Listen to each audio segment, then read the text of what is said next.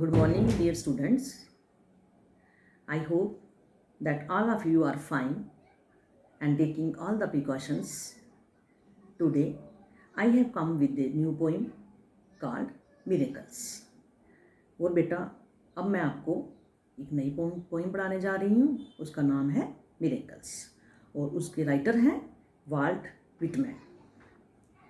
पहले मैं आपको राइटर की इंट्रोडक्शन दूंगी. Walter Whitman May 31, 1819, March 26, 1892 was an American poet, essayist, journalist and humanist. Walter Whitman जो थे ये अमेरिका के एक पोइट थे और इनका जन्म जो है वो May 31, 1819 को हुआ था और इनकी डेथ जो है वो March 26, 1892 को हुई थी. ये अमेरिका के एक कवि थे, जर्नलिस्ट भी थे, एसेइस्ट भी थे. एसेइस्ट क्या होता है? निबंधकार, ठीक है, जिन्होंने बहुत सारे निबंध लिखे हों, और ह्यूमनिस्ट थे. Whitman is among the poet most influential poets in the American canon, often called the father of free words. ये बड़े ही एक जाने माने कवि थे अमेरिका के. His work was very controversial in its time, particularly his poetry collection Leaves of Grass. इन्होंने जो अपना काम किया कविता के ऊपर ये बड़ा ही कंट्रोवर्सी रहा, मतलब आलोचनात्मक, बहुत ज़्यादा उसकी आलोचना हुई. Whitman worked as journalist, teacher, government clerk and volunteer nurse during the American Civil War in addition to publishing his poetry. Whitman जो थे इन्होंने एज ए जर्नलिस्ट काम किया. जर्नलिस्ट आपको पता ही है क्या होते हैं, जो पत्रकार होते हैं. टीचर, एज ए टीचर काम किया और एज ए क्लर्क भी काम किया. और उन्होंने सबसे ज़्यादा क्या किया, वॉलंटरली उन्होंने एज ए नर्स काम किया. कब किया? जब अमेरिका में सिविल वार हुई. Early in his career he also produced a temperance novel Franklin Evans 1842. फिर उन्होंने एक नावल भी लिखा जिसका नाम था फ्रैंकलिन इवेंट्स. ये कब लिखा? 1842 में. Whitman's major work Leaves of Grass was first published in 1855 with his own money. Whitman ने जो एक कविता का संग्रह जो लिखा उन्होंने, जिसका नाम था लीव्स ऑफ ग्रास, उन्होंने वो जब पब्लिश कराया तो उन्होंने अपने खर्चे पे कराया, अपने पैसे खर्च करके उसको पब्लिश कराया. The work was an attempt at reaching out the common person with an American epics. तो इस जो विशाल महाकाव्य जो था, जो विशाल पूरा जो उन्होंने जिसमें कविता संग्रह था, ये उन्होंने इस पे जो उनका काम था वो इसलिए था कि उनका ये मेन मकसद था कि ये लोगों तक इस महाकाव्य को आम आदमी तक पहुंचाना. ही continued expanding and revising it until his death in 1892. वो उसका लगातार विस्तार करते रहे जब तक उनकी डेथ नहीं हुई. After his stroke towards the ends of his life he move to Camden, New Jersey, where his health further declined. तो उसके बाद क्या हुआ कि इनको एक पैरालिसिस का स्ट्रोक हुआ, अटैक हुआ. तब तक ये, उसके बाद अटैक के बाद ये कहाँ चले गए?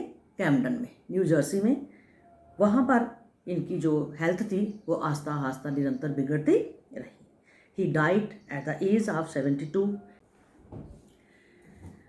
अब मैं आपको पोइम पढ़ाने जा रही हूँ. ये पहले मैंने आपको उनकी इंट्रोडक्शन बताई है पोइट की.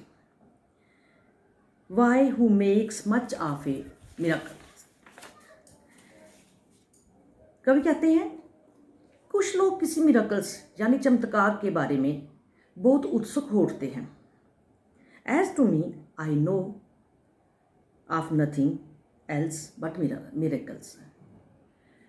कवि को यह समझ नहीं आता कि लोग ऐसा क्यों सोचते हैं. उनके अनुसार मिरेकल्स यानी कि चमत्कार जो हैं वो उनके चारों तरफ हर पल हर क्षण होते रहते हैं. उनके आसपास उनकी दिनचर्या में, डेली रूटीन में मिरेकल्स जो हैं वो होते ही रहते हैं। Whether I walk the streets of Manhattan और डॉट my sight over the roofs of houses towards the sky. कवि कहते हैं चाहे मैं मैनहट्टन की गलियों में चलूँ, वो भी मेरे लिए एक मिरेकल है। और डॉट my sight over the roofs of the houses और टूवर्ड्स द स्काई, चाहे मैं घर की छत के ऊपर आसमान की ओर देखूं, और wade with naked feet along the beach just in the as of the water, चाहे मैं समुंदर के किनारे पानी के अंदर नंगे पाँव चलूं, वो भी मेरे लिए एक मिरेकल है। Or stand under trees in the woods, चाहे मैं जंगल में पेड़ों के नीचे खड़े हो जाऊं। Or talk by day with any one I love, या दिन में जिसको मैं बहुत सारा प्यार करता हूँ उससे बातें करूँ। Or sit at the table or at dinner with the rest, या रात को डिनर करते हुए सबके साथ आराम से बैठ के डाइनिंग टेबल पे बैठूं। Or look at strangers opposite me riding in the car, या ओपोजिट साइड से किसी को कार में सवारी करते देखूं। ये सब जो है वो मेरे लिए मिरेकल्स हैं, चमत्कार हैं। आर वॉच हनी बीज busy around the hive on A summer afternoon, या किसी गर्मी में दोपहर के समय, गर्मी के मौसम में दोपहर के समय मधुमक्खियों के छत्ते को उसमें उसके आसपास बिजी देखूं। Or animals feeding in the field, या पशुओं को खेतों में चरते हुए देखूं। Or the wonderfulness of the sundown or of stars too so quiet and bright, या डूबते हुए ढलते हुए सूरज की खूबसूरती को निहारूं। Or of stars sun shining stars shining so quiet and bright, या आसमान पे चुपचाप चमकते हुए सितारों को देखूं। ये सब उनके लिए क्या है, मिरेकल्स हैं, चमत्कार हैं। Or the exquisite delicate thin curve of the new moon in spring, या बसंत ऋतु में अमावस्या के बाद खूबसूरत नाजुक चांद को निहारूं, उनको उसको देखूं। आपको पता है ना, अमावस्या के बाद नया चांद आता है, तो जब नया चांद निकलता है तो वो चांदी की पतली नाजुक लाइन की तरह दिखाई देता है, और वो बहुत खूबसूरत दिखाई देता है, क्योंकि अमावस्या की रात को पूरा अंधेरा होता है। तो उनको हर जगह मिरेकल्स ही दिखाई देते हैं, चमत्कार ही दिखाई देते हैं। These with the rest one and all are to me miracles, कवि के अनुसार जिन सभी चीज़ों का जिनका उन्होंने जिक्र किया है और जिनका जिक्र नहीं किया है, ये सब चीज़ें उनके लिए एक चमत्कार है। The whole referring yet each distinct and in its place, ये सब चीज़ें जिनका कवि ने जिक्र किया, ये सब मिलकर भी और अपने अपने तरीके से एक चमत्कार है। To me every hour of the light and dark is miracle, कवि के अनुसार हर एक टाइम, चाहे वो रोशनी का है चाहे वो अंधेरे का है, यानी कि दिन है या रात है, उनके लिए क्या है, एक चमत्कार है।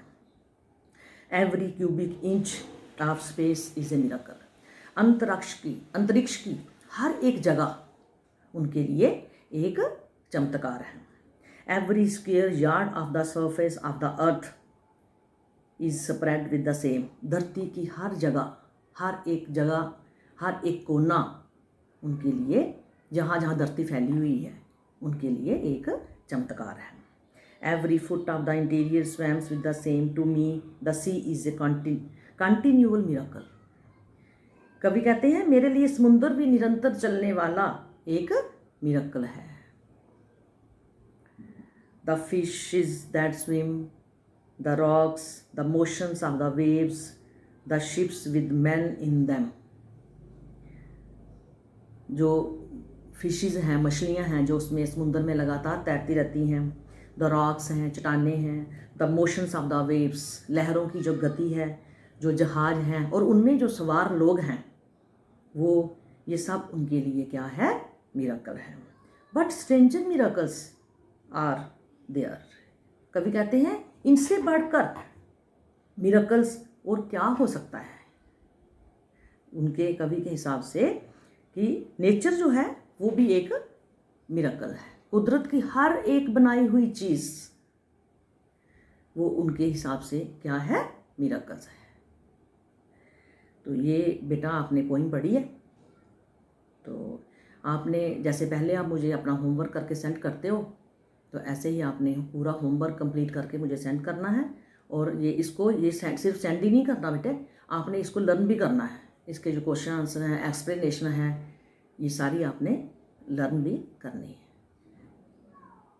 Okay, have a nice day.